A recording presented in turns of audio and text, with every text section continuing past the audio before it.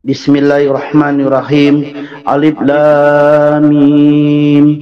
Dzalika kitabul la raiba fihi hudal lil muttaqin. Alladzina yu'minuna bil ghaibi wa yuqimuna sholata wa mimma razaqnahum yunfiqun. Itu adalah ayat kursi. Assalamualaikum warahmatullahi wabarakatuh. Apa kabar semua? Semoga semua sehat. Dan saya nak share, baru-baru ini ada seorang orang tua yang mengaku dulunya dia Islam. Dulunya dia seorang yang kenal dengan Islam, kemudian kononnya mendapat petunjuk bahawa Islam itu tidak benar, dan yang benar adalah Kristian. Pakcik ini dia sebenarnya telah murtad, dan kejadian ini berlaku di Indonesia. Kan ada teman-teman yang masih meragukan bahwa Bapak dulunya Ustadz, Pak, karena mungkin bisa coba ekspresi dalam bahasa Arab atau salam atau baca ayat Quran atau bagaimana, Pak? Silakan, Pak. Nanti Pak Tamparagi bisa menampilkan saya dari mana sekolah dan lain sebagainya. Saya pernah di Al-Azhar, di Al-Azhar juga pernah sedesa. Oh, dia ini Ustadz ke? Mungkin sebutan Al-Azhar tu sebab pelat ataupun macam mana, tapi sebutan tu kita sebut Al-Azhar, bukan Al-Azhar. Kalau ayat yang Bapak masih hafal ada nggak, Pak? Ayat pendek aja, Pak. Oh, ayat pendek. Ayat pendek yang masih hafal aja. Iya, sangat perlu dihafal, Pak. Hanya sering dibaca-baca ya. Iya, ya. A'udzubillahi minasyaitonirrajim. Bismillahirrahmanirrahim. Alif lam mim. Dzalika kitabul la raiba fihi hudal lil muttaqin. Alladzina yu'minuna bil ghaibi wa yuqimuna sholata wa mimma razaqnahum yunfiqun. Itu adalah ayat kursi. Hanya berapa ayat? Nah, ini ada lagi itu ayat kursi lagi. Itu surat Yasin. Itu surat Yasin. Dalam video ini Pakcik Supena ini diminta untuk baca ayat ataupun surah dalam Al-Quran. Sepertinya Pakcik ini ada belajar mengaji. Surah Yasin itu depan dia Pakcik ada Yasin. Nah, itu surah Yasin. Ya, sebenarnya surah yang tadi dibaca adalah surah Al-Baqarah ayat yang pertama dan seterusnya. Pakcik Supena ini dia mengaku lulusan Al-Azhar. Sebab Al-Azhar ini dia banyak mengetahui perkara. Setakat baca Al-Quran saja senang. Ini kan lagi baca-baca yang susah. Tidak apa sahabat semua, kita tengok lagi. Mungkin lepas ni Pakcik Supena ini betulnya dia tidak mendongak agama. Nah, ada lagi coba saudaraku, ada lagi yang akan saya bacakan secara zahar ya, bukan hopi. Zahar dalam mulut. Oh, secara jar. Mungkin secara terang, bukan khafi tersembunyi. Okey. Allahu la ilaha illahu yuqim la tadhulu sitnatu lahu ma fis samawati wa mar'ar. Hulu sitnatu lahu ma fis samawati wa mar'ar. Sahabat semua, kita dengar Pakcik Supena ini membaca ayat Al-Quran.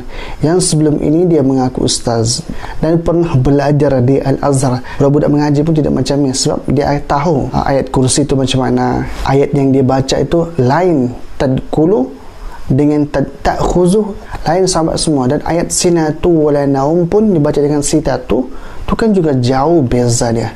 Bacanya jauh beza dari makna, jauh beza dari huruf, dan jauh beza dari makhraj huruf. Ini kalau Pak Arab dengar mesti dah kena lempang, mesti dah kena pukul kan. Sebab Pakcik ini mengaku seorang ustaz dan pernah belajar di Al-Azhar. Kita ni cikai-cikai je belajar di kampung-kampung, tapi tidaklah macam begini. Sebab tajwid Pakcik itu berterabur, huruf tak tahu ke mana, makna tak tahu ke mana. Lepas tu main hantam sebut sahaja. Nampak sangat dia ni sebenarnya bukanlah seorang pada lulusan Al-Azhar. Kalau lulusan Al-Azhar, dia adalah seorang yang sangat-sangat mahir, khususnya dalam bahasa Arab, lebih lagi dalam bacaan. Apa guys, kita tengok lagi. Nah, kalau makan orang teman-teman kita seberang, Allahumma barik lana fima razaqnahum yunfiq. Ya, barik lana fima razaqnahum yunfiq. Ya. Pakcik ni tahu doa makan, tapi kau enggak nyambung sih. Macam sambung ke surah lain pula. Hum yunfikun. Pakcik doa makan budak kecil pun boleh hafal dan ingat. Allahumma, doa yang sebenarnya adalah Allahumma barik lana fima razaqtana wa qina azabannar. Yang bermaksud, ya Allah, berkatilah kami dengan apa yang telah Engkau rezekikan kepada kami dan peliharalah kami daripada api neraka. Kan elok maksudnya tu, kan senang. Allah Rabbi. Baiklah, kita sambung lagi. ya doa-doa itu. Ya, baik saudaraku. Kalau memperkenalkan diri dalam bahasa Arab, Bapak bisa nggak? Ya, jadi harusnya ada yang nanya berbahasa Arab, saya bisa jawab. Iya. Kan dia belajar di Al-Azhar Mesir, mesti tahu Arab.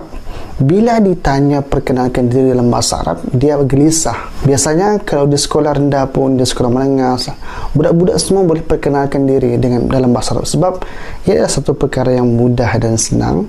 Dan remaja-remaja sekarang pun ramai dah yang pandai ta'aruf, ya akhi, ya ukhti, ma ismuki, kan? Ismi fulana dan fulan. Kalau nak perkenalkan diri secara santai dalam video, bagilah salam, kemudian tanya khabar dan sebutkan nama. Cukup dong, senang. Contohnya, Assalamualaikum, kaifa halukum, ismi Hashim. Santai guys.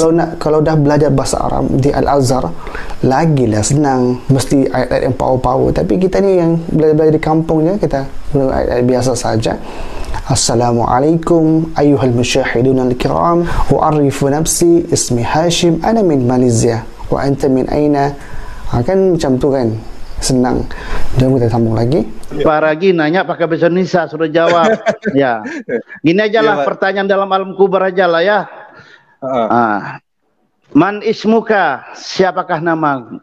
Ismi Abraham Ahmad Supena. Man nabiuka, siapa nabimu? Saya punya nabi paling terbesar yang paling agung adalah Isa Al-Masih, Yesus Tuhan yang memberikan saya keselamatan dan memberikan saya juru selamat karena saya telah didebuskan dosa. Itulah nabi saya. Itu. Nah, man imanmuka, apakah imanmu? Imanku adalah Al-Kristen. Jadi iman saya adalah Kristen. Sahabat semua, dalam video ini Pakcik ni bercakap mengenai soalan alam kubur. Yang pertama, man ismuka. Yang kedua, man nabiyuka. Dia jawab nabinya Isa. Ya, nabi kita pun Isa. Tapi nabi terakhir yang menjadi ikutan kita adalah Nabi Muhammad SAW. Dan kita sebagai Muslim percaya bahawa Nabi Isa AS sebagai utusan Allah di muka bumi ini, sebagai Rasul yang kita pun percaya, umat Islam percaya dia adalah Rasul. Dan kita ikut adalah Nabi Muhammad SAW. Yang ketiga tentang perkataan Pakcik adalah man imanuka. Apa ni guys? Oh, mungkin imamuka, imam. Sahabat semua, kalau kita tengok dalam hadis yang diriwayatkan oleh Imam Bukhari dan Muslim, soalan yang ditanya di dalam kubur adalah man rabbuka yang pertama, dan yang kedua wa ma dinuka, dan yang ketiga wa man nabiyuka. Yang pertama, man rabbuka, siapa Tuhanmu?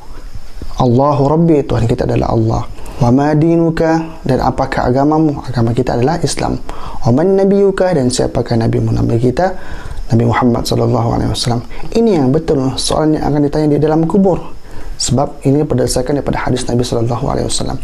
Sahabat semua, sebagai kesimpulan, kita yang berada di akhir zaman, zaman yang dipenuhi dengan fitnah, lebih-lebih lagi pada agama. Ada orang mempermainkan Nabi kita, permainkan ayat-ayat Al-Quran yang suci dan menghina Islam untuk memperlihatkan keburukan Islam. Sahabat semua, kita kena sedar, Islamlah satu-satunya agama yang Allah Ta'ala redha.